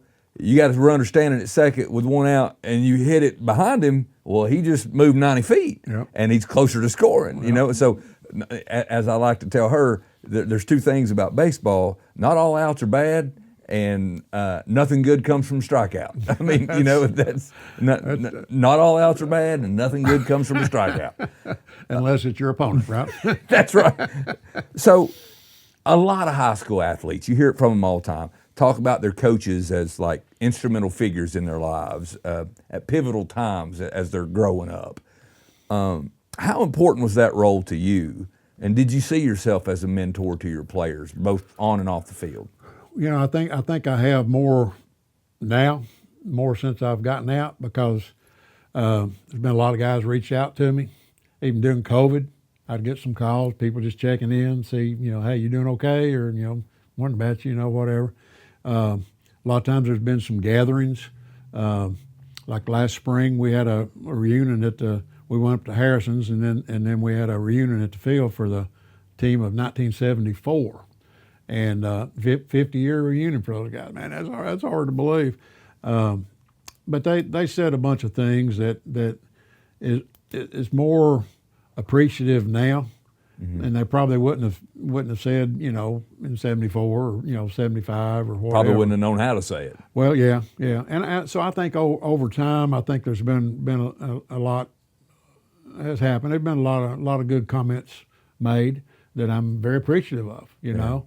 And usually there's been gatherings, and I've been invited to attend, and man, that's just awesome, you know. And so I don't know at the time, you know, that's a lot of things in coaching, you know. I was fortunate. I don't know like how many times where you get selected like district coach of the year, you know, whatever. You don't go into the season and say, well, you know, hey, I think I'll be district coach of the year this year. You really appreciate it when it happens, but you probably appreciate it more later, you know. And I think that may be true with some of the relationships, you know, of former players, and I do really, I'm very cognizant anymore. I've tried to reach out to people if I see them, I bump into them, or they call, or, you know, whatever, to find out what they're doing, what they've done, and tell them I'm proud of them. You know, I do way more now than I did then. I think more so then you kind of in the moment, and you know, there's always next year. You know, okay, we got this group. Okay, they're graduating, and okay, you got another group coming on. So yeah, I think that's evolved over time. So how do you feel? I mean, you coached in the 70s, you coached in the 80s, you coached in the 90s. I mean, 36 years? 35. 35 years you coached? Yeah. During that time, 35 years, how do you feel like the game evolved, and how did the players change, and how did you adjust to those things? You know, I think all high school sports are just way different than they were back, you know, 40, 50 years ago. Like in baseball, for example, we were using wooden bats. I mean, they've been gone for years. You know, we didn't have courtesy runners. We didn't have the designated hitter in high school. You know, we didn't. One thing that's changed, and I'll tell you about this organization I've got involved in. I think it kind of spawned some of this, but facilities are way better than they ever were. You know, I mean, it's kind of gotten to be a competition in that. You know, with for years there was no high school that had a tarp. Now everybody's got a tarp. I mean, everybody. Like with a rain situation, if you got your tarp over that infield, you know, it's pouring down rain. Well, I mean, you can play tomorrow. You know, the outfield might still be wet, but the infield's bone dry. You know, or you might even play later in that day. You know, well, when I first started coaching, nobody had that. So there's a ton of people who had rainouts all the time. You had makeup games you had to deal with. I mean, it's got to be storming now before a game gets canceled almost, you know. My school is located, you know, behind Anderson County High School, and Coach Boynton's got something going on up there on that field every day. I mean, they're building something, making something, you know. I mean, whether they're working on the field or the facilities, I mean, something is going on up behind my school every day. Well, and that's true for just about every high school in East Tennessee. But, you know, a few years ago, there was no school that had like a clubhouse or, you know, dressing area or indoor cages and all that stuff. Nobody had that. Now you'd be hard pressed to find a school that does not have it. you know, and that's just really cool. And what that does, I mean, see, like for us at Clinton, man, it was a hardship because our school was all the way across town, and so kids and softball was the same way. Kids have to drive all the way across town or get there somehow for practice, and I mean, you got kids that are ninth graders, they're not driving, you know, and so they had to bum a ride, get there somehow. And so most places, you know, you get over that. Well, see, what they'd have to do, they'd have to dress at the gym or dress out in the car in the parking lot and moon everybody on the Severs Boulevard, you know, or whatever. But now we build a clubhouse. And then, and used to, we didn't have the cages. Now we had some open cages, outdoor cages, but now they got 2 cages up there that man, you can get all kind of hitting done, you know. Well, you got groups over here hitting when you got your other groups out on the field working on infield or outfield or whatever, you know, you alternate that around. That's changed tremendously. One rule change that changed high school baseball is a pitch count rule. Came in just a few years ago. And man, especially in tournament time, that's a deal breaker for high school because kids are required. The first cut is 25 pitches. If you throw over 25 pitches, it's required. You got to sit out 1 day. If it gets over 55, you got to sit 2 days.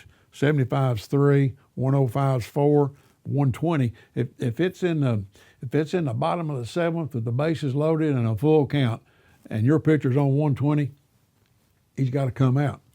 Doesn't matter, or it's a forfeit.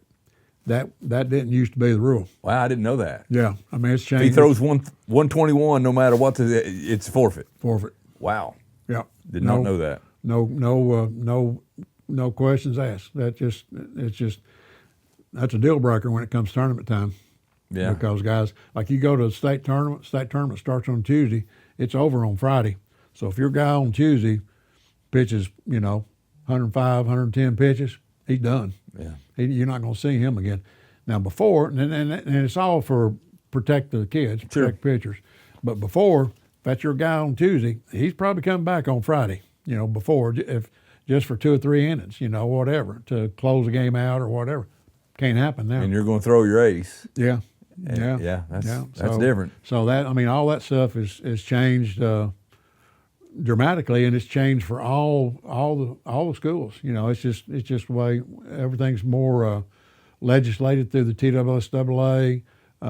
They changed some rules last year a couple years ago when it gets into postseason. Now, regional sites, they're at one site, 4 teams at one site, and they got a best 2 out of 3 series and a sectional round.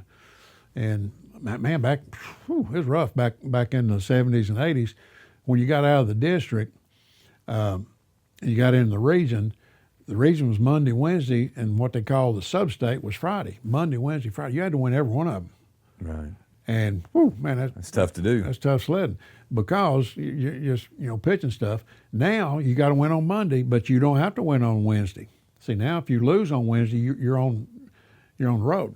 Yeah. And actually now you're at a one. So it's more of a side. loser's bracket, winner's bracket kind of thing, but you get to advance. Yeah. Actually, that's the way it was. But then 2 years ago, they put it now. It goes to one site. There's 4 teams at one site, but you got 2 1s and 2 2s. And but before you didn't have a 2s. If you got beat, you were out. So over 35 years, you've been doing this. What are some of your most rewarding experiences you had at coaching, or even teaching? I mean, because you've been doing. I know you were in the classroom. You've also been an administrator. You've had your fingerprints on a lot of things at Clinton High School, and some even at Anderson County High School. You were the answer to a trivia question on one of our ball games one night. Yeah. So through all this, what has been some of your most rewarding experiences? Probably that I haven't gotten a divorce. And my son still speaks to me. That's an accomplishment. Well, what happened? Like my wife, man, she's just a sweetheart. I mean, you look back, and again, talking about my mom, all the sacrifices she made, but like my wife, there was years I was coaching basketball and baseball, and so I'd start in October, and I'd be tied up until toward the end of May. You know, 3rd week, 4th, May, just depending on how far you advance in baseball. And then when our son was born, I mean, it was all on her. You know, I mean, she I'd drop him off in the morning, but those days I wouldn't see him the rest of the day because he'd be in bed time I get home, and it was all on her. And man, she's just terrific. She just I don't know. I mean, any coach, doesn't matter what sport is, that's married, man, that takes a toll, you know, because you're not at home. And that would be, in some ways, that would be a regret I would have. 'Cause I missed a lot, you know. But if you're coaching, that's just what it is. I mean, I guess the same way if somebody that's in sales and they got to travel a lot, you know. Right. But then my son, he's been super. I mean, there's pictures when he was a little guy, and he'd be in a team picture there, you know. I was number 44, and he'd get him a 44 shirt, you know. And so she'd bring him down to the field. Who was your 44 after? Was that your number in school, or did you pick it for? Well, no, I just kind of liked that number. I always liked that number. No, Thought you might have picked it for Hank Aaron. Well, no, but that'd been a good one, though. But no, I don't know. I just always have liked that number. I should have picked 32 because Sandy Koufax was my main man. I don't know why I didn't do 32. What was it? They call the left arm of God. Yeah, Is that what they call it? Yeah. But Casey, he was always around the team, and that worked out good. And then, you know, as he got older, it was a big relief because he could flat out play. Mm-hmm. And so if you're coaching your son, you're hoping, all you can hope, that he's going to be a player. And so he was kind of a sponge in baseball and basketball. He would always ask questions. And you could kind of tell that he might eventually get into coaching, you know. But that was all his thing. But you know, he's a terrific athlete in basketball and baseball, and so that was, both of those are very rewarding. It's been really rewarding. I've had a bunch of guys coaching with me, and one of my best buddies, Gene Owens. We were together for over 30 years, and we grew up in Marlow. And hey, we're still best friends today. So we're still speaking and talking. That's good. And that's a good thing. But I had Gene coach for years. Over 30 years we were together. Jim Payne, he coached with me there for a while. Mike Harmon coached with me there for a while. Had 2 or 3 players, Rob Ivy and Robert Brown, they coached with me for a while. Jason Rhodey did. And then later on we got Nate. Mm-hmm. Man, I love Nate Stacker. He was with us right there.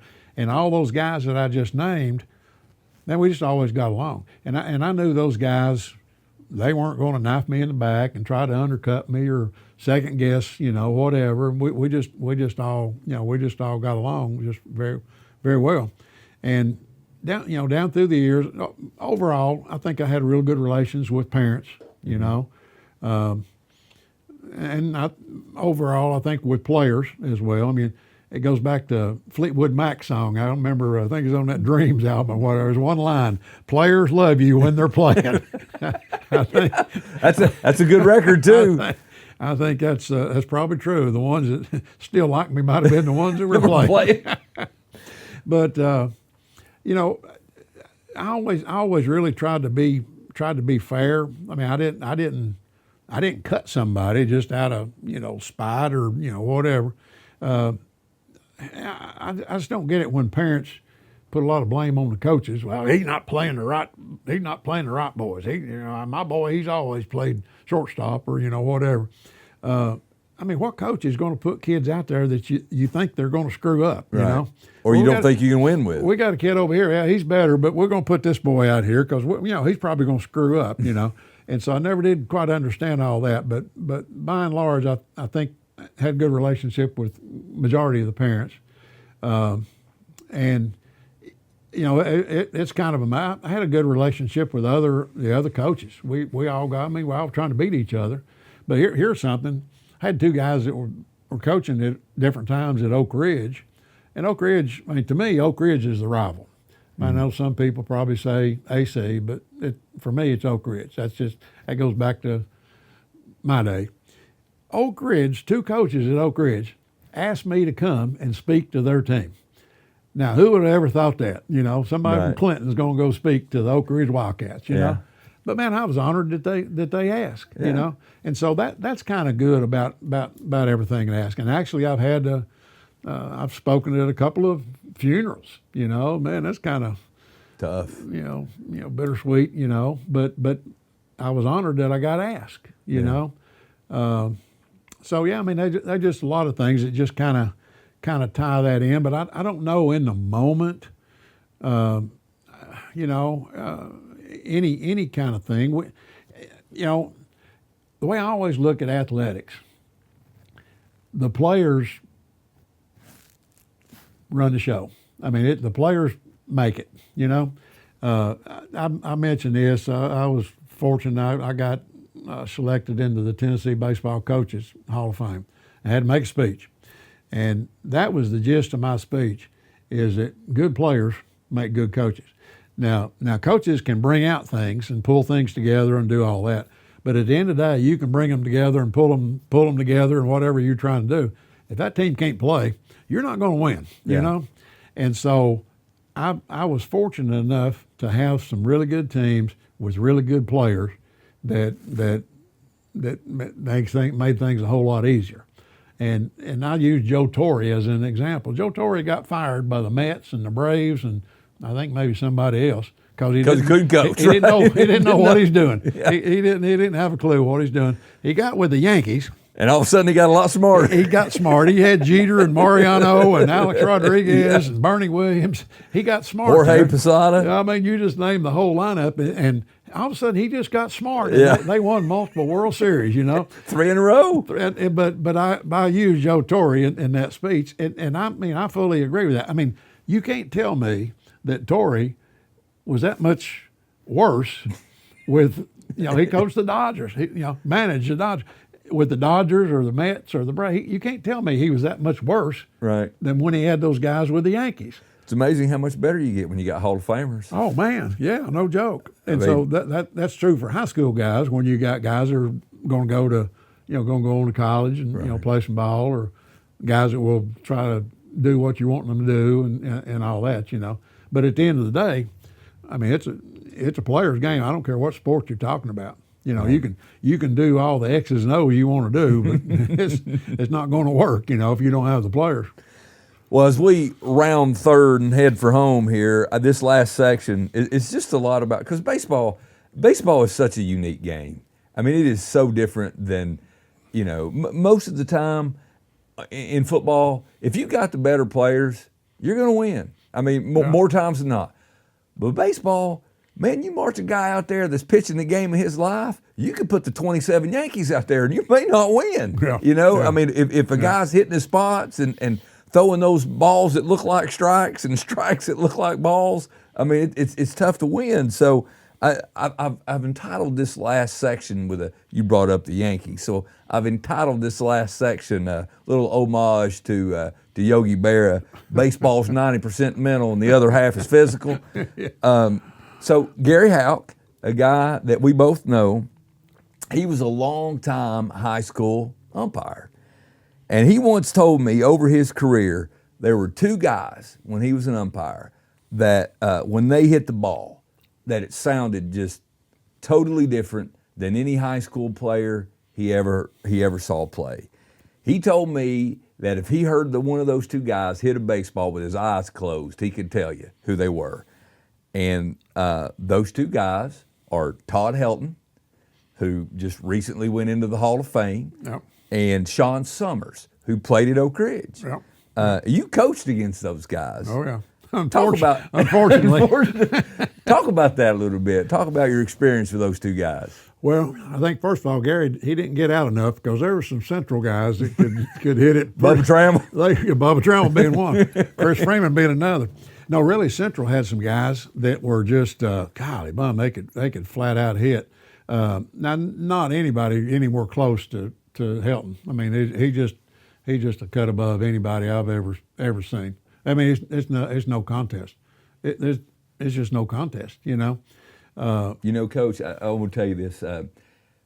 I wasn't there, but Todd Helton hit a ball. I've heard this story 100 times, and if everybody who told me this story, they all swear that they were there. If they were, there'd have been 25,000 people at Anderson County High School baseball field when he hit one down into the football field. Yeah. And that was back when the fences were back. That Yeah. you might go a whole season, you might not have 10 home runs hit by either side. Yeah. But he hit the ball out of the stadium, and it hit on that road and bounced up into the football stadium, bounced down the stadium seats onto the field. Yeah. And I was talking this week with Jerry Huckabee, and I said, everybody I talked to says they were there that night. And he said, well, I wasn't there, but I can tell you it happened because I was on the football field and I saw the ball roll out on the field. And I was like, man, a high school kid hit a ball that far. He just, I think I might have told you, and it's just my opinion, and I had this opinion well before he got selected into the Hall of Fame. In my opinion, he is the best baseball player that's ever come out of the state of Tennessee. And that's saying something. Mookie Betts is from Tennessee. I'm telling you, We've had some. He's the best. He's the best ever. That came not East Tennessee, the whole state of Tennessee. And I've asked different people who's from Tennessee that would be better than Todd Helton. I've not had anybody that tell me a name that would top him. Now Mookie may when he ends up his career, but man, it's something else. But now Central, they had a guy named Mike Nipper. Man, he could crush a baseball. They had a guy named Stan. Oh gosh, can't think of Stan's last name. Man, he could flat out hit. Chris Freeman's a good hitter. Bubba Trammell, he could wear it out. But none of those guys. That guy named Pug Wood was really good. None of them. Nobody that we saw in 35 years would even touch Todd Helton. Nobody. Mm. And the thing is, people don't realize this. Obviously, things worked out well for him. I think he could have made it in the major leagues as a pitcher. Well, I was at UT when Helton was there, and this was way before the Tony Vitello days, and you could go down there and just get a ticket and walk in and sit in. And I remember, Helton would play first base for 8 innings, and then he'd come in the ninth, and as a closer, throwing straight 94, 95, and it was right on the black. Yeah. And he'd come in, and I saw him, he'd throw 9, 10, 11, 12 pitches, and it was over. I mean, and there wasn't your infielders didn't really have to do a lot. Back in the old Negro League days, Satchel Paige, he used to tell his outfielders to sit down. There's many nights that Helton could have done the same. Just, y'all sit down out there. I'll take care of this. He's something else. Now, Sean Summers, he was really good too. He was shortstop, and Sean got drafted. But I don't know what the story was in baseball. He went to UT as a punt returner, I think. Well, and he played the whole time at UT, and he was a really good football player. And so I don't know. I guess maybe he just liked football better. I guess And Helton was a really good football player too. And of course, there's a guy a little bit behind him nudged him out. A guy named Peyton Manning. He did okay. He did all right. But I don't know what Sean's story was as far as playing. I don't know if they told him he couldn't do both. That's kind of hard to believe because Helton was, but he didn't play. He didn't play baseball at UT. But man, he was good. There's no two ways around it. It just. But there's just no comparison on Helton. Well, when I was at your home, you shared some unique stories about some of the things. As we said, baseball's such a unique game. You shared some unique stories and experiences you had where there were some pretty exceptional things that happened when you were coaching. You won a game, I think, 1-0 or something. When you did you get one hit or no hit? We had one runner, got no hit. Tell that story. We were playing Central, and they were throwing this kid named Steve Searcy. Well, nobody knew it at the time, but Steve Searcy was recruited by Tennessee. But he also got drafted. He played in the major leagues about 7 or 8 years, left-handed pitcher. And man, he was just, if we hit Steve Searcy, it wasn't going to go far, So we were the, I think we were the home team maybe. We're playing loser bracket final at old Bill Meyer Stadium, and Searcy's pitching. Mm-hmm. And our leadoff guy was a boy who played center fielder named John Miller, and John could fly. He was a tailback in football. I know John. He was kind of a dragon legend. Yeah, man, he could fly in football. And in baseball, man, he could track them down. And so if he got on base, he's going to steal second and probably going to steal third, So he's leading off the game. He drops a bunt down. Might be questionable whether it was a hit or not. Their third baseman bobbled it. And as fast as John was, I thought it probably be scored a hit anyway because he's probably going to beat it out. But this was a district tournament, so they had an official score, and he scored it in there. And so, okay, so he's on first base, leadoff batter. He steals second base. All right, Cersei tries to pick him off at second, and the ball didn't get away far. Maybe from here, the wall over there, not too far. But as soon as it got away, he took off for third. So he's on third base, and then Cersei threw a pitch in the dirt. I don't remember if it was the very next batter or two batters later because he was a leadoff guy. Anyway, he threw a pitch in the dirt that the catcher blocked, and it kicked away for just a few feet. And John just his own instincts, he just took off and scored. He was the only base runner we had in that ball game. We didn't get a hit. We didn't hit one that they booted, and we got home by an error. He didn't walk anybody. He didn't hit anybody. We had no more base runners the whole game. So you didn't get a hit. You didn't get an official hit. You got on base with an error. We had one guy got on base. That's it. I mean, you can't top that. I mean, somehow you got to get on base and come around and score. And we did that. We beat them 1-0. Wow. And man, I've never seen that before. No hits, no errors, there wasn't anything that we did to get on base, and then he scored. We had a kid named Aaron Porter in the early 2000s. Man, it's hard to do also on an individual basis. He got hits in 13 consecutive at-bats. Now, I mean, think about that. I mean, that's over multiple games, you know, but our record had been 8 consecutive hits, and so he had tied in. He was sitting on 8, so he knew he was right there. Mm-hmm. He was tied for the record. We were playing Maryville at home up here at the fairgrounds, and man, he had him a game. He went 5 for 5 against Maryville, and ended up that was his 13th consecutive base hit. Wow. And man, you could take a fun go bat and throw it up and have a hard time hitting 13. You could getting 13 consecutive hits. Then we had a kid named Tim Stamey. He hit 3 grand slams basically in a week. Technically, it was on 8 days. 3 grand slams in 8. Is that E.T.'s? That's E.T.'s son. Son, okay. Yeah, he's a good hitter. But he hit 3 grand slams in 8 days. Now, most guys, they don't even come to bat with the bases loaded 3 times probably in a season. Right. He came up 3 times in 8 days and jacked grand slams, and never had that happen again. That's pretty remarkable. We had a pitcher named Matt Lopez. I remember Matt. He was a terrific pitcher. He's one of the best pitchers ever been at Clinton. He struck out 20 batters in a 7-inning game. 20 batters. Now, part of it is you got to have a little help, but part of it, our catcher missed 2 or 3 strikes. So he had to pitch again. We got 4 outs in multiple innings, but he had 20 strikeouts in a 7-inning game. And then in 97, our team, that was one of the best teams ever been at Clinton, they had a stretch where they won 20 consecutive games. Man, that's hard to do in baseball. Because like I just said, you're playing Monday, Wednesday, Friday. Back then that was district, just Monday, Wednesday, Friday. Non-district were Tuesday and Thursday or maybe Saturday. You're playing 4, 5, 6 games a week, They won 20 consecutive games. And there's no Clinton team fairly even close to that. Some got like 12, 13, something like that. But that team also, they hit back to back to back in one inning. And in that same inning, we hit 5 home runs in that one inning. Wow. 5 home runs in one inning. I had some teams that hit 5 home runs for the year. Yeah.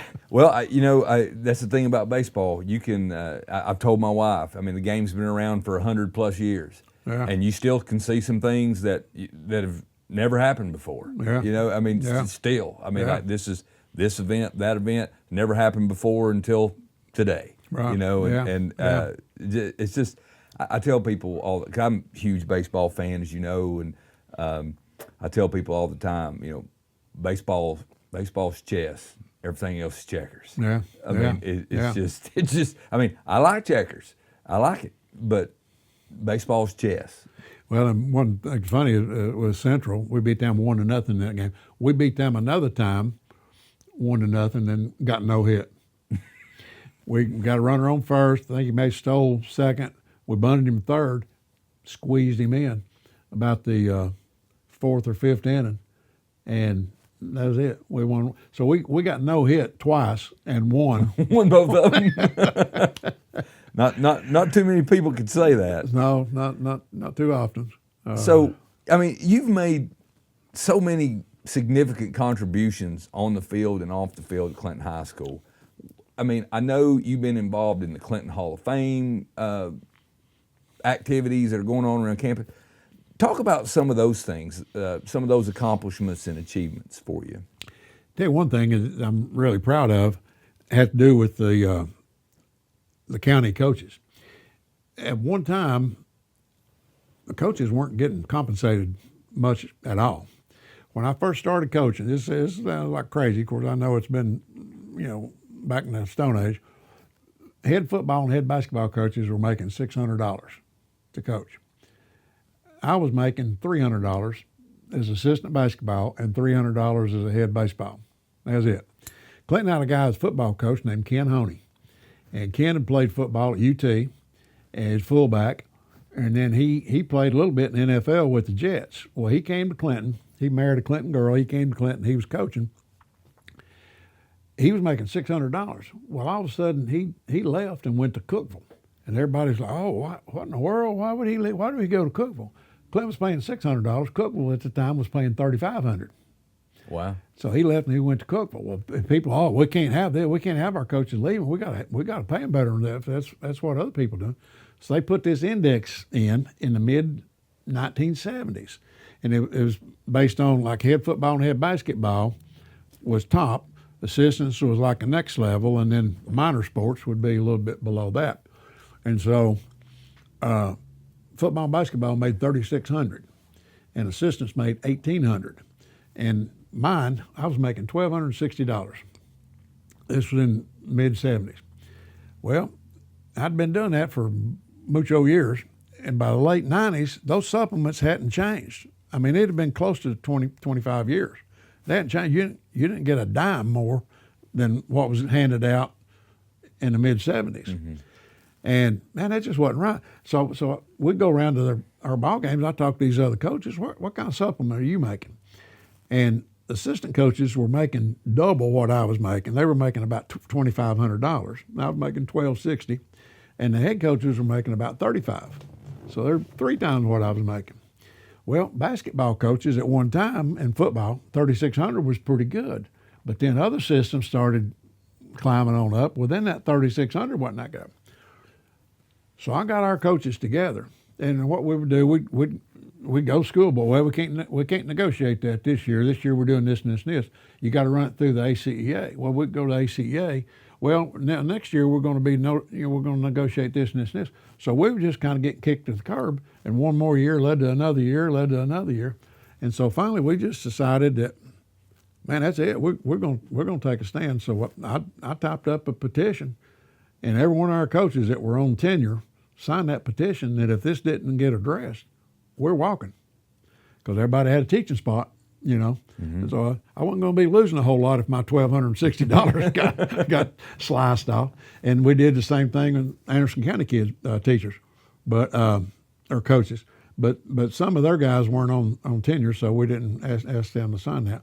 And so finally, in the late 90s, that did get addressed to where the supplements are way better than they ever were. And I don't know today. I've been removed from it there for a while, but at that time it was some of the best in the state, mm-hmm. and it would bump up a little bit each year. I mean, doesn't matter what you're doing, you should be a little bit better this year than you were last year, so you should get a little bit more, a little bit more money. And there for quite a long time, coaches would come up to me just out of the clear blue and shake my hand and say, "Man, I really appreciate you." I said, "Well, what have I done now? Well, weren't you the one that helped on that coaching supplement index?" I said, "Well, yeah.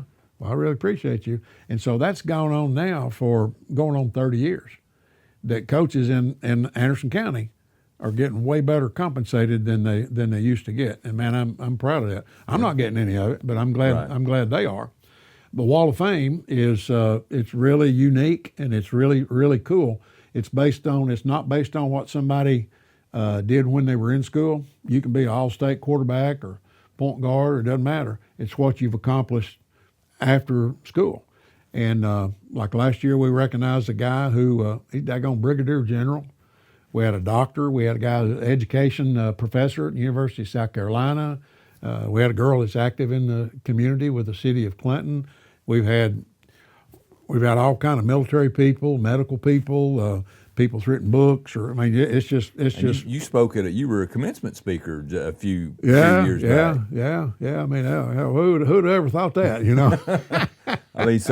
Still heavily involved in your school and in your community. I mean, that's that's I'm the chairman of that committee, and it's like an all-star committee, but it's one of the coolest things to be involved in. I mean, I'm really proud of it. In the local East Tennessee Coaches Association in the early '80s, we formed an association to help promote baseball. And we started out, I wasn't the only one, there's about 6 or 8 of us, but that association is still going after whatever, 40 some odd years. And in fact, they asked me this year at Media Day, they had a Media Day session like football's done for years. This was their second or third year doing that. They were between 30 and 40 schools, each school's head coach and 2 players, so it's a sizable crowd, and they had me speak at their Media Day, and so that was really, that was really cool. And then community-wise, I haven't been involved in a few years, but I used to be the president of Clinton Baseball Incorporated, the youth league stuff. We'd have about 350 kids playing and all that. Also, at one time, was over Clinton youth basketball, and we'd have about 400 because you had boys and girls, and we had little guys all the way up to high school age guys, and we're scattered at the elementary school and Green McAdoo and the community center and all over the place. Those were really, I'm really proud of being involved in that because that's helping kids. Well, it's amazing to me. I mean, like you go, the first question I ask you is about, being born in Blowing Springs and growing up in Marlow. And here you are. I know you just recently had a birthday and you're still contributing to your community, still making, frankly, that's why you're on this show, because you've been, you have made those contributions. Let me ask you a final question. I don't believe that anybody kind of pulls himself up by their bootstraps. There's always somebody that helps them. Right. There's always people that support them. There's always people that invest in their lives. And typically you see those people turn around and invest in other people. So my last question to you, Coach, is as you reflect back over all that you've accomplished and all the things that you've done, who were some of the people who were most influential on you as a person, as a teacher, and as a coach? Well, obviously, starting with my mom and dad, we've already talked about that. Obviously, with my wife for being supportive and hanging with me through all these years. Family, yeah. Oh, yeah. There was a summer ball, man, I love for playing baseball for these 2 guys. One was a guy named Dr. Dan Thomas, a guy named Jim Whittlesey. They would get teams together in the summer, and we'd play in that league in Oak Ridge. But, man, they were just fun to play for. They just made it the game fun, Obviously, my coaches, like Jay Nidifer, I played for him, and I learned some good things, but I probably learned some things not to do, and I tried to steer away from some, maybe some of that. That's part of it. Paul Bostic was big because he gave me a shot. He gave me a chance, and so did Don Lockard. I mean, he, just because Mr. Bostic was kind of pushing that, I guess maybe if Lockard had resisted it or didn't want to do that, then that's probably the end of that story, maybe. So both of them really, kind of gave me a chance. My buddy Gene Owens, we've been together, and we talk strategy and talk things over, and that's been really cool for years. And that daggone birthday, my sister-in-law, she pointed this out that I'm now 3/4 of a century, I thought, well, thanks a lot, So she may not make the Christmas gift list this year.